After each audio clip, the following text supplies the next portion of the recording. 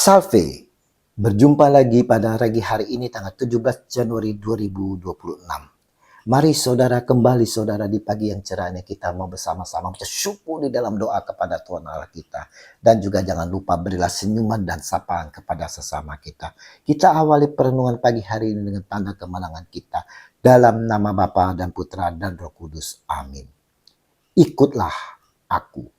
Bacaan liturgi hari ini diambil dari kitab pertama Samuel 9 ayat 1 sampai dengan 4, dilanjutkan ayat 17 sampai dengan 19, dan dilanjutkan dengan bab 10 ayat 1a, dan Injil Markus 2 ayat 13 sampai dengan 17.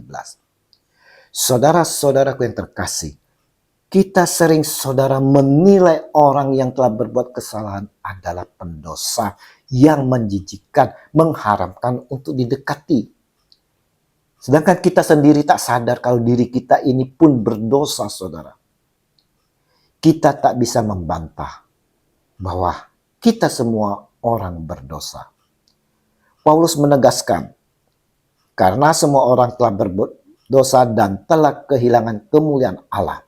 Roma 3 ayat 23. Dan pemazmur pun menyampaikan, sebab aku sendiri sadar akan pelanggaranku, aku senantiasa bergumul dengan dosaku.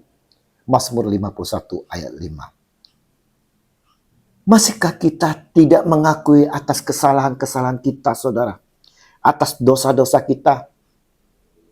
Dan ketahuilah bahwa upah dosa ialah maut. Tetapi karunia kasih Allah ialah hidup yang kekal dalam Kristus Yesus Tuhan kita. Roma 6 ayat 23. Untuk itulah saudara, Dia datang ke dunia ini untuk kita orang yang berdosa. Karena begitu besar kasih Allah akan dunia ini, sehingga Ia telah mengaruniakan anaknya yang tunggal, supaya setiap orang yang percaya kepadanya tidak binasa, melainkan beroleh hidup yang kekal. Yohanes 3 ayat 16. Untuk itulah Injil hari ini, saudara, Yesus Kristus mengajak kita semua seperti Dia mengajak Lewi anak Alfius yang sedang duduk di rumah cukai. Lalu Ia berkata kepadanya, ikutlah aku. Maka berdirilah Lewi lalu mengikuti Dia. Markus 2 ayat 14. Lewi tidak menunda untuk pikir-pikir dulu, saudara. Dia langsung berdiri meninggalkan pekerjaannya dan mengikuti Yesus. Ini adalah undangan langsung untuk meninggalkan masa lalu dan mengikuti Dia. Sebuah panggilan yang mengubah hidup Lewi sepenuhnya. Kita lihat. Orang berdosa seperti Lewi yang banyak diperbincangkan karena pekerjaannya mengarah kejahatan. Yesus mau datang dan berdialog dengan si pendosa ini, saudara.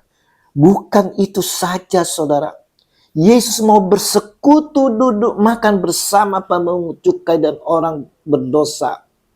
Ini menunjukkan bahwa kerajaan Allah tidak eksklusif. Yesus datang untuk menjangkau yang paling rendah yang dianggap najis oleh masyarakat.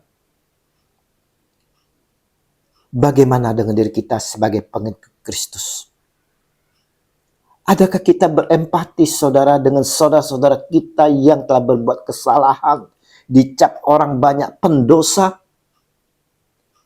Adakah kita mau memanggil mereka, merangkul dan bersekutu dengan mereka, saudara, untuk bersama-sama berjumpa dengan Tuhan Yesus? Atau kita seperti ahli Taurat dan golongan Farisi yang biasanya mengecam dan mengkritik? Saat Yesus sedang makan dengan pemungut cukai dan orang pendosa itu, berkatalah mereka para ahli Taurat kepada murid-muridnya, mengapa Ia makan bersama-sama dengan pemungut cukai orang berdosa? Markus 2 ayat 16. Yesus mendengarnya dan berkata kepada mereka, bukan orang sehat yang memerlukan tabib, tetapi orang sakit. Aku datang bukan untuk memanggil orang benar, melainkan orang berdosa. Markus 2 ayat 17. Saudara-saudaraku yang terkasih, Regi hari ini, saudara, kita semua yang berdosa ini, saudara, dipanggil Tuhan Yesus seperti Dia memanggil Lewi. Ikutlah aku. Ikutlah aku. Apakah kita bersedia meninggalkan zona nyaman dan mengikuti panggilan Yesus? Apapun konsekuensinya. Apakah kita mau menjadi Yesus bagi orang lain? Apakah kita bersedia bersekutu dengan mereka yang terpinggirkan, yang seringkali dianggap orang pendosa oleh dunia, dan menawarkan kasih karunia dari Tuhan kita Yesus Kristus? Ingat, kita semua membutuhkan tabib. Kita harus bersikap rendah hati dan terbuka terhadap mereka yang membutuhkan pertolongan, bukan menghakimi.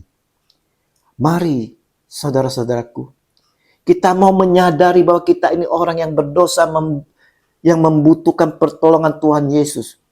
Dan kita juga harus menyadari bahwa kita semua orang berdosa, saudara. Maka kita pun memandang sesama kita ini yang butuh pertolongan. Kita mau saling rangkul, saudara. Duduk bersama, bersekutu untuk datang kepada Dia Yesus Tuhan yang berkuasa menolong kita.